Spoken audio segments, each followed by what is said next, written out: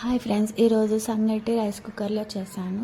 దానికోసం ముందుగా 2 గ్లాసులు బియ్యం, 8 గ్లాసుల వాటర్ యాడ్ చేసుకున్నాను. తగినంత ఉప్పు యాడ్ చేసుకొని లిడ్ పెట్టేసి ఆన్ చేశాను. నెక్స్ట్ నలుపుడు కారం కోసం ఎండుమిర్చి, చింతపండు, ఎల్లిపాయ ఇలాగా ఎండుమిర్చిని హీట్ చేసుకోవాలి.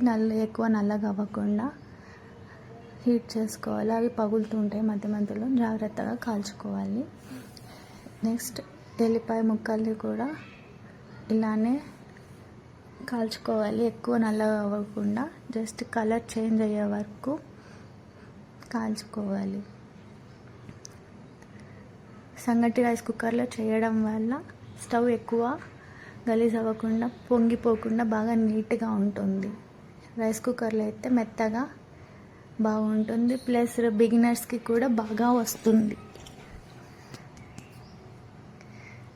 ఇలాగ ఎల్లిపాయలన్నీ కలర్ చేంజ్ అయ్యే వరకు కాల్చుకోవాలి. నెక్స్ట్ మీడియం సైజ్ ఉల్లిగడ్డను కూడా ఇలాగే కాల్చుకోవాలి, పొట్టు తీసేసి. ఇలా కాల్చిన ఉల్లిగడ్డని పై పొట్టు కూడా తీసేసేయాలి.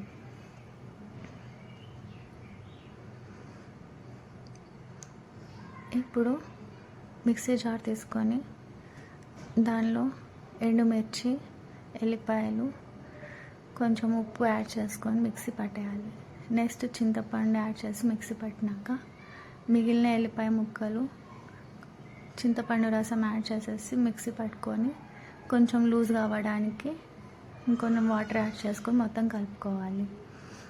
ఇప్పుడు సంగటి కోసం బియ్యం కూడా బాగా మెత్తగా ఉడికింది. బాగా మెత్తగా ఉడికిపోయింది. బియ్యం 2 గ్లాసులు తీసుకున్నాను కాబట్టి ఇక్కడ 1 గ్లాస్ రాయి పిండి తీసుకున్నాను. వాటర్ స్టేజ్ ఉన్నప్పుడే రాయి పిండి కూడా వేసేసి అంతా ఒకసారి కలిపేసినాను. ఎలాంటి వంటలు లేకుండా బాగా మెత్తగా కలిసిపోయేలాగా కలిపేసుకున్నాను. రైస్ కుక్కర్లో సంగటి రెడీ,